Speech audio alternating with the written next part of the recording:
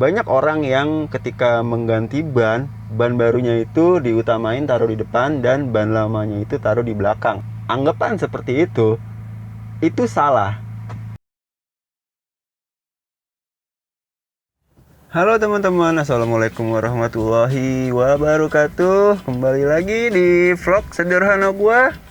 Hari ini kita akan sedikit berbagi tentang sebuah ban, yaitu apa sih arti kode-kode di sidewall ban itu yang sering lo lihat itu, kayak misalkan 205, 55 atau 185 slash berapa gitu. Itu apa sih artinya? Mungkin sebagian besar dari lo udah pada tahu ya gue udah tahu lah bla bla bla bla bla. Tapi kan mungkin ada yang belum tahu, jadi nggak ada salahnya di sore ini menjelang maghrib bro. Sekarang udah jam 4, 2 jam lagi coy kita makan es teh manis. Gue akan sedikit berbagi tentang apa arti kode-kode itu. Selain itu kita juga akan ngebahas tentang bener nggak sih kalau lo punya ban baru ya.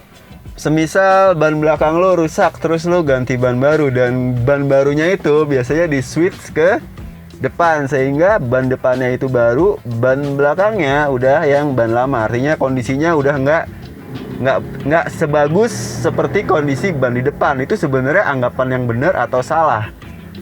Langsung aja kita saksiin videonya. Dan yang pertama akan kita bahas itu adalah apa sih arti kode-kode ban itu? Yuk, langsung aja. See you. Oke, kita udah di samping bannya nih, dan langsung aja kita bahas apa sih arti-arti dari kode-kode ini. Yang pertama kita bahas itu ini nih. 20555 R1691V. Artinya apa? 205 ini menandakan lebar tapak ban ini dalam satuan milimeter. Artinya lebar dari sini ke sini itu 205 mm tapak bannya ini ya. Terus 55 itu bukan berarti 55 mm sama yang 205, bukan. Itu 55 ini adalah skala rasio dari 205, artinya 50% dari 205. Artinya ini apa ya, profil samping ini, sidewall ini lebarnya itu 50%-nya dari 205. Kalian bisa ngitung 205 50%-nya berapa ya, segini nih satuannya. Kalau hasilnya itu satuannya milimeter juga. Terus ring 16. Nah, ini kebanyakan salah nih, orang kebanyakan nyebutnya apa, ngiranya R itu ring. Sebenarnya R ini adalah radial. Orang kebanyakan nyebutnya ring. Sebenarnya R ini kode dari radial. Kemudian 16 ini adalah diameter pelek yang bisa digunakan pada ban ini. Artinya 16 ini satuannya itu inch, 16 inci. Jadi pelek yang bisa digunakan oleh ban ini itu apa, berdiameter 16 inci. Dari sini ke sini pelek yang digunain itu 16 inci. Kemudian 91, apa sih 91 ini? 91 ini adalah kayak load index ya. Jadi kayak kode nomor gitu. Lo bisa ngeliat kodenya di sini nih. Ada banyak angka-angka gitu yang merupakan apa, load index dari ban. Artinya ban ini mampu menahan beban berapa kilogram gitu. Di sini ada banyak nih, 91 nih kalau nggak salah 600-an nih. Terus V ini semacam kayak speed symbol ya. Jadi tiap ban tuh punya kode kecepatan. Artinya ban kan punya batas maksimal kecepatan yang bisa dia apa ya, bisa dia tolerir. Artinya batas aman ya. V ini kalau nggak salah more than 210 atau 220 gitu, gue lupa. Tapi ada tabelnya, lu bisa lihat nih tabelnya. Terus nah ini penting juga sih, ke sini nih lu bisa tahu kapan ban ini diproduksi. Dari sini nih, di 4419. Angka ini atau kode ini biasanya letaknya dekat di sini, di DOT ini apa, atau Department of Transportation. Nih, lu bisa tahu kapan ban ini diproduksi. Artinya gini, angka ini menunjukkan kalau 44 ini adalah minggu dari 2019. Artinya ban ini diproduksi di minggu ke-44 di tahun 2019. Lu hitung dah tuh bulan berapa. Tapi kalau mau gampangnya, kalau lu mau beli ban, lu lihat aja tahun terakhirnya ini nih. Maksud gua angka terakhirnya ini 19 ini. Itu berarti tahunnya. Kalau 44 ini minggunya, artinya ban ini diproduksi di minggu ke-44 tahun 2019. Nah, itu kode-kode yang ada di ban yang menurut gua perlu tahu sih, biar apa ya, biar keselamatan berkendara tetap terjaga, karena ban ini kita tahu kan fungsinya cukup vital. Salah dikit bisa celaka lah, amit-amit lah. Terus lagi tuh di bawah gini ya, bentar deh, gua cari yang enak dulu posisinya. Tadi di ban depan nggak jelas, sekarang di ban belakang lebih jelas nih. Nah, ini juga lu harus perhatiin dari ban ini ya, kayak tread wear. Di sini ada bacaan tread wear, terus ada bacaan traction, dan yang terakhir itu temperatur. Ini juga erat kaitannya dengan keselamatan ya, kayak semisal ini tread wear. Apa sih tread wear ini? Jadi tread wear ini adalah kayak apa ya, semacam informasi mengenai kualitas dari tapak ban mobil lu.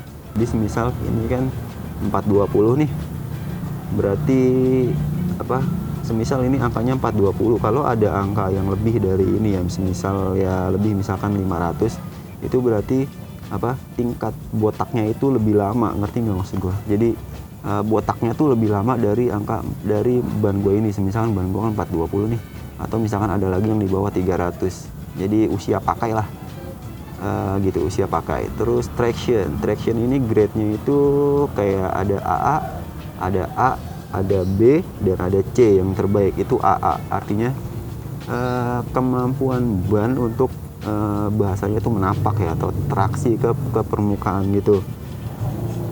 Terus kemudian temperatur nih urutannya ada A, ada B, dan ada C. Yang terbaik itu A. Jadi semakin tinggi ya, kayak B, C, D itu grade-nya semakin menurun. Jadi semisal temperatur di ban lu kodenya A, itu udah cukup bagus, karena ke temperatur ini, pengkodean temperatur ini untuk mengukur kualitas ban, menghalau panas pada kecepatan tertentu atau membuang panas lah, seperti itu. Jadi usahain kalau lu beli ban atau ganti ban gitu, apa, kode-kode ini kualitasnya jangan sampai turun. Semisal sebelumnya tread wear lu di kode ban lu 420, terus lu beli ban baru, ininya berkurang, dan misalkan tractionnya tadinya AA yang paling bagus berkurang, misalkan di B, entah itu dibohongin atau lu nggak tahu gitu ya. Terus temperatur juga itu. Terus kayaknya itu deh yang penting ya, yang penting buat diketahuin biar aman, dan biar nggak, lu kalau beli ban nggak downgrade lah karena dibohongin atau ya whatever lah. Itu ban, itu kode-kode ban. Kita lanjut. Sekarang bahasan selanjutnya adalah anggapan kalau ban depan itu harus lebih diutamain. Artinya ban depan itu kondisinya harus lebih bagus dari ban belakang. Itu sebenarnya bener nggak sih? Karena banyak orang yang ketika mengganti ban barunya itu diutamain taruh di depan, dan ban lamanya itu taruh di belakang. Sebenarnya itu anggapan benar atau salah? Coba tebak, lo bisa komen di bawah, itu anggapan benar atau salah. Jadi gini, kemarin gue iseng-iseng riset dan ngelihat beberapa video-video dari produsen-produsen ban di luar negeri ya. Dan mereka beranggapan bahwa sebenarnya anggapan seperti itu salah. Always keep the two tires with the deepest tread on the rear axle. This applies to front-wheel drive, rear-wheel drive, and all-wheel drive vehicles. Baru tahu kan? Atau ada teman-teman yang udah tahu, mungkin bisa berbagi dengan komen di bawah. Kenapa salah? Karena menurut mereka kemungkinannya itu berkaitan dengan understeer dan oversteer, di mana oversteer itu bisa lebih berbahaya ketimbang understeer. Nah, apa sih understeer dan oversteer itu? Understeer itu ialah kondisi di mana ketika mobil mau masuk tikungan atau mau belok lah bahasa ininya, ban depannya itu traksinya itu tidak mampu untuk membuat mobil berbelok. Jadi mobil cenderung untuk ngelosor lurus. Itu biasa terjadi ketika mobil mau belok di kecepatan yang tinggi. Mobilnya itu mau lu belokin setirnya begini, mobil kondisinya tetap lurus atau bahasa ininya ngelosor lah. Seperti itu, karena ban depannya itu kondisi gripnya atau kondisi bannya lah udah tidak bisa punya traksi yang bagus ke aspalnya itu. Dan ya tadi understeer itu. Kemudian oversteer. Apa sih oversteer itu? Oversteer ini terjadi karena ban belakang kondisinya lebih buruk ketimbang ban depan. Jadi seperti ini. Kalau tadi kan understeer itu mobil cenderung tidak mau belok ya, artinya ngelosor gitu, mau lu belokin juga mobil tetap ngelosor. Kalau understeer ini mobil tetap mau belok karena ban depan ini gripnya bagus ya, jadi mobil mau belok. Tapi ban belakang ini karena gripnya jelek, dia tidak punya traksi yang bagus. Alhasil mobil itu bahasa ini apa ya? Bahasanya ngepot. Tit, kayak lu mau kayak lu kalau ngeliat mobil drift itu mereka memanfaatkan kondisi oversteer.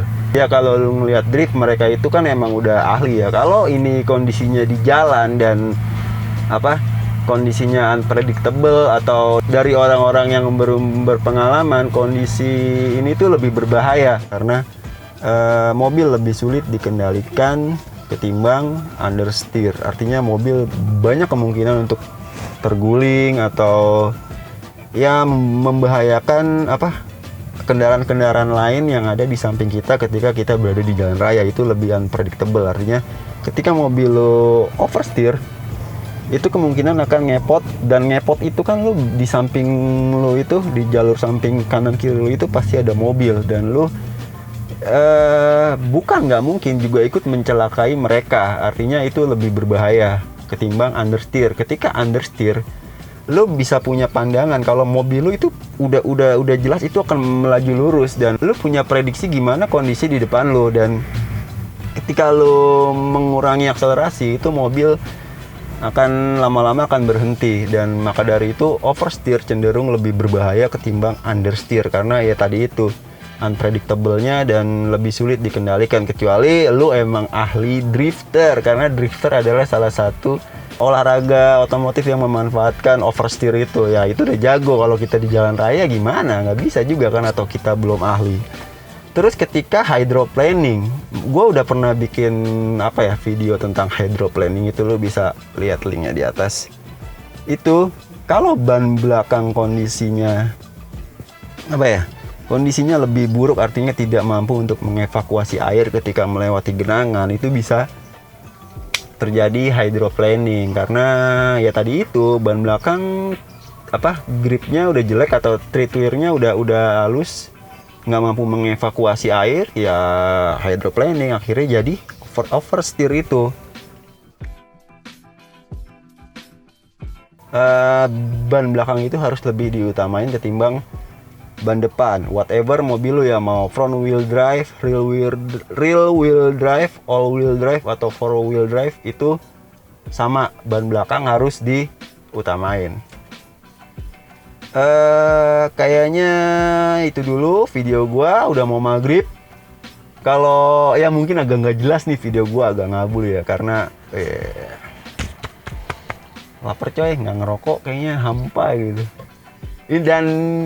Dan ini cuma opini gue aja ya. Kalau lo punya pendapat lain, gue terbuka banget buat berbagi, karena ilmu itu kan nggak bisa cuma dari satu pihak doang ya. Gue juga butuh banyak masukan gitu. Kalau lo punya masukan atau ada kata-kata dari gue yang salah, lo bisa komen di bawah. Di sini nih boy. Oke, itu dulu video dari gue. Udah mau maghrib, gue mau buka puasa dulu. Sampai jumpa di video berikutnya. Assalamualaikum warahmatullahi wabarakatuh. See you.